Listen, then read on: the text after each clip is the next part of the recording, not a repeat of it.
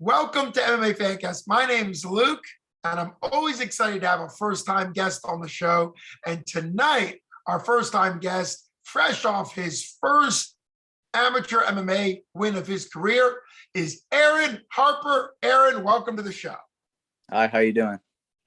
I'm doing great. You're probably even doing better than I am with coming off your first MMA victory just a couple of days ago for 247 Fighting Championships down there in Johnstown, Flood City, Fight Night 2. So before we get to the exciting win, and I want you to talk us through round by round because it ended up being a close decision, very exciting.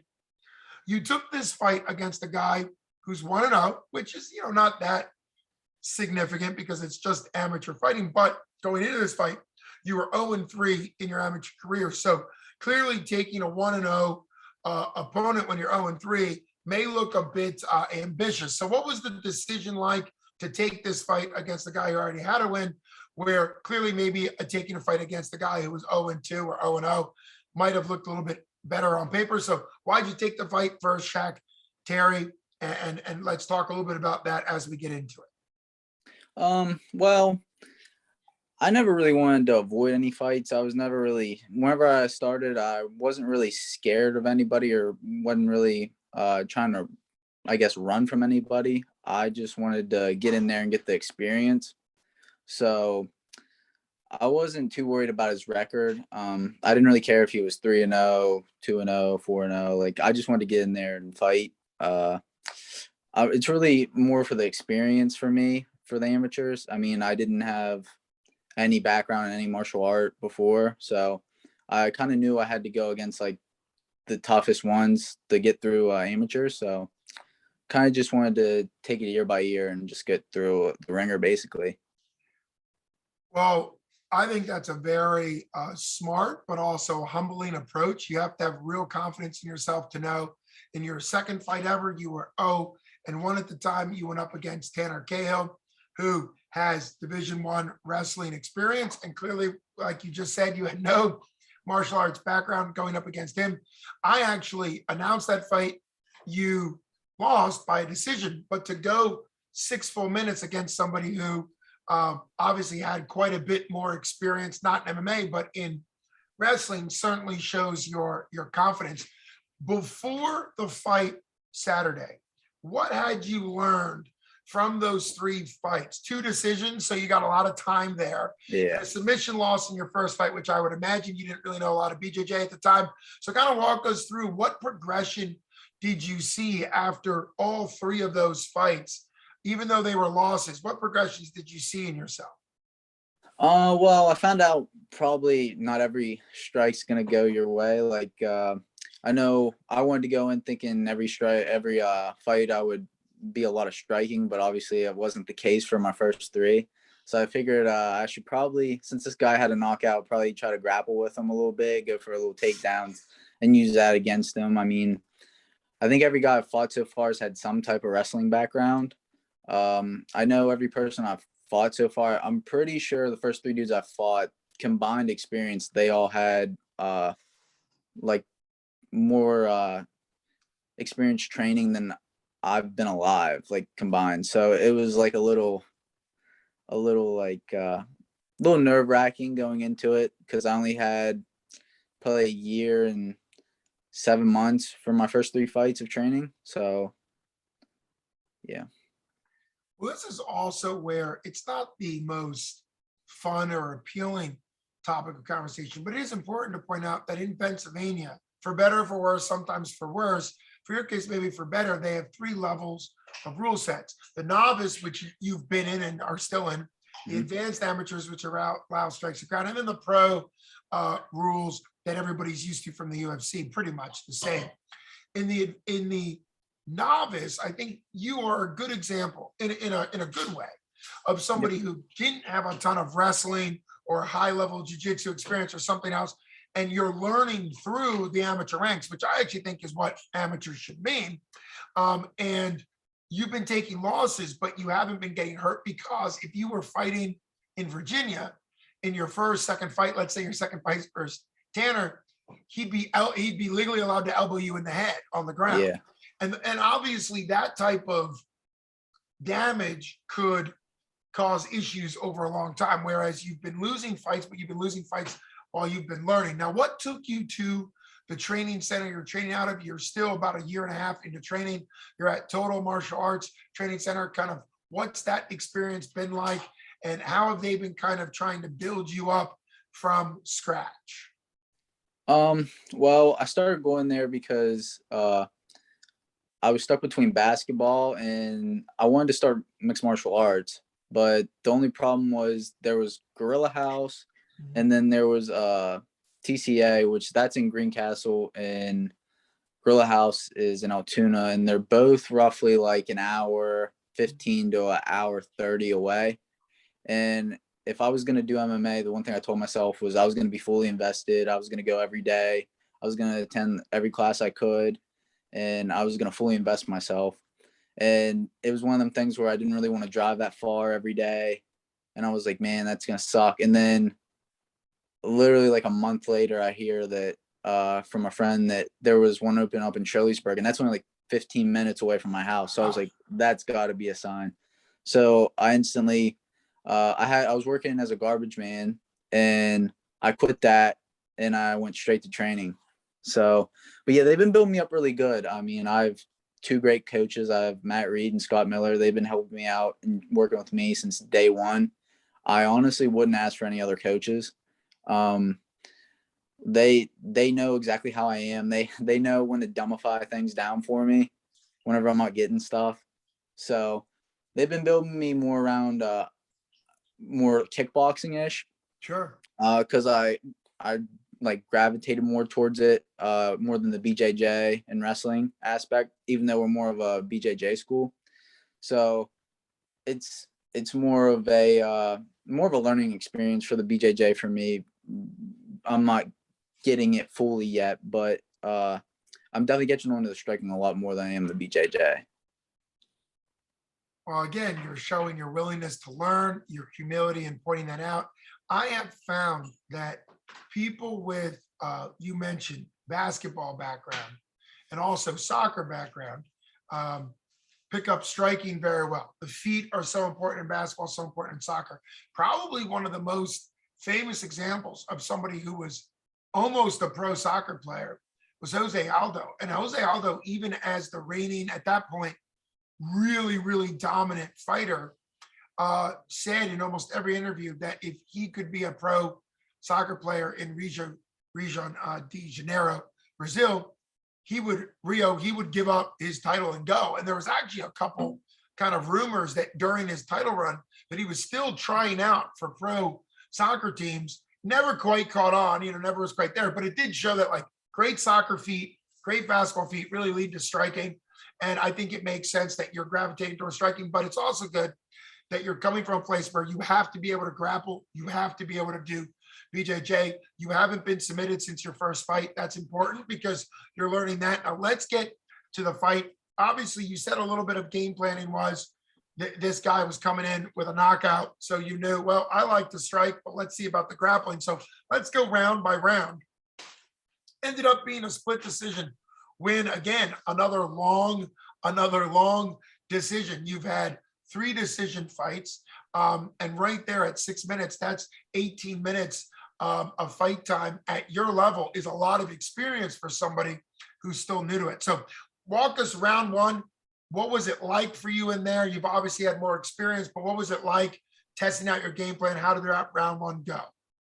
Well, round one, I expected to strike with him a little bit, but I did a lot of wrestling for this camp, and the last camp a lot, and the camp before that. So he came in with 2 like wild Superman punches, and we were just really close. So then I just shot a takedown round one, and he had me in a guillotine, but I jumped a full mount, and then I was expecting him to let go, but he never let go. So then we kind of just stalemated into. I tried to use a Von Flue choke, Yeah. and kind of just stayed on top. And I'm pretty sure he reversed me, and then I kind of had like a terrible arm bar. And then I think I 12-9'd up into a double leg, and then that was end of round one. And that was probably the worst fight I've had for like cardio wise. Like I was so gassed after round one.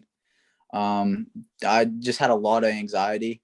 I was in the back throwing. I threw up twice in the back before the fight, and then I threw up after the fight. So I was very exhausted. So then the second round we came out, and I was feeling warmed up. I was tired, but I was like, okay, Aaron, like let's go. And then I think I felt him out for a couple seconds, and then I think I threw an overhand left, and then he kind of came in, and then I hit a pretty hard knee, and then he kept on coming in. So then I think I jumped guillotine, and then we were there in guillotine, and I was cranking on that thing. I was going, and I heard him gurgling a little bit, and I was like, all right. And then after a while, he just toughed it out, and then I was like, all right, he's gonna tough this one out. I don't think we're gonna get this one. So I didn't want to burn my arms out. Right. So I kind of kept him in it, and then he ended up getting out, and then we transitioned into an arm bar, and then my leg wasn't over the head good enough. I think if I didn't have shin pads on, it may have got over the head, but I'm not 100% on that. I hit it in training a couple times, but that's without shin pads. So it's like a 50-50. So I can't really blame the shin pads on it. And then we transitioned after we got out of that, we rolled, and then I came into a triangle. And that triangle was really, really deep. That was another one where he was gurgling. Like his mouthpiece, I think, even fell out at one point, and the ref was like, hey, put your mouthpiece back in or I'm going to take a point away. But I heard him gurgling. I was squeezing. And then once I started hearing him like gurgling some more, I was like, all right, let's squeeze a little bit more. And then he just toughed it out again. I mean, poor technique on my part. I should have been grabbing the head. My coaches were on me about that after the fight. You should have been grabbing the head. You should have been grabbing the head. And I was like, I know. I was just so tired. I just forgot. It went out the window. And then we got in a little stalemate there for 40 seconds. I'm pretty sure we were laying on the side of each other, and he put the leg around my head, and then the round ended. And then third round, my coach told me I was up 2-0. So I was like, okay, I thought I was up 2-0. So I was like, all right, well, I was like, let's try to go for a little home run or something. But I was tired, and I'm not really too sure what happened at first. I honestly can't recall what happened. I remember I threw a kick, and I was like, oh, that wasn't fast. That was really slow. I was like, oh boy. I was like, and then I seen him coming forward. So then I took a shot, and then I don't think I was in his guard yet, but I was on the side, and then I was hearing my coaches scream, pull him away from the cage, pull his hips, pull his hips. So I tried to pull his hips, but I was so tired, I couldn't pull nothing. And then I think he got full guard, and then I was kind of stalling a bit. I wasn't being active or anything. And then I heard my corner being like, punch the body, punch the body. So then I went and threw. As they were saying that, the ref was like, start getting active or I'm gonna stand you up. So then I threw 2 punches, and then he stood us up, and I was like, man, I started to be active. I don't know what you want me to do, but I was like, all right. So then we stood up, and then I knew I had 2 takedowns, so I was like, he probably thinks I'm gonna shoot here. Then I kind of feinted once, and I was like, he kind of came a little squared. So then I was like, all right, I'm really gonna go for this one. So then I feinted and I threw an overhand, and then the overhand like kind of just brushed him a good bit. And I instantly seen him, he like backed up and he blinked a little bit, and then he like kind of went like this, and I was like, all right, let's jump on him. So then I jumped onto him, but I threw my uppercut, and I have this habit of whenever I throw my uppercut, I bring my back foot with me. So then I was like real close, and then we ended up in a grappling exchange again. And then he got me along the fence, and then I went for guillotine again, and then the clapper went off for 10 seconds left. And he took me down, but I thought I had that round as well, so I wasn't too worried about it. And I was like, even if they think he won that one, I was like, gosh, should we go? That's a 29-28 all the way. So I wasn't too worried about it. But then the scorecards were taking a little bit, and I was like, I don't know about that. I don't know why it's taking so long. So then I wasn't too confident. Yeah, and obviously a split decision for some people that are watching this that may still be getting to know the way boxing or MMA is scored is it does mean 2 out of 3 judges saw you winning. It's really very much still a win. A split just means that to one judge, your opponent did enough to win. And they're more common than people might think. What was it like? Obviously, nerves once the decision was read and clearly explained, because if people don't know, when there is a split, they typically read the split part first. So that way the audience knows it's going to be a split. What was it like for you once you were announced as the winner? You were exhausted, you'd thrown up before, you ended up throwing up after. You obviously did some cool stuff in there with the submission attempts, the takedowns, the striking. What was it like to finally get that first win? I mean, it was awesome, but I also wasn't satisfied. I mean, there were so many times I could have finished that fight. I mean, I had him in guillotine, I had him in triangle. I mean, and then I even hurt him in the third round.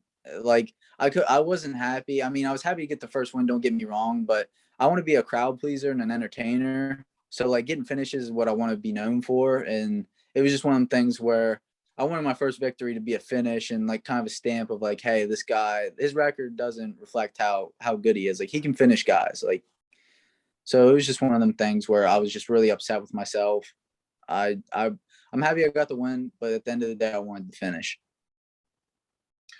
Well, I think that shows your willingness to improve. You can always, I mean, even people that are high level BJJ guys are working on many submissions, but the 3 you mentioned, the arm bar, which can be a little tricky with knee pads on or leg pads on, but of course is possible. But working that some more, obviously, you're going to do that.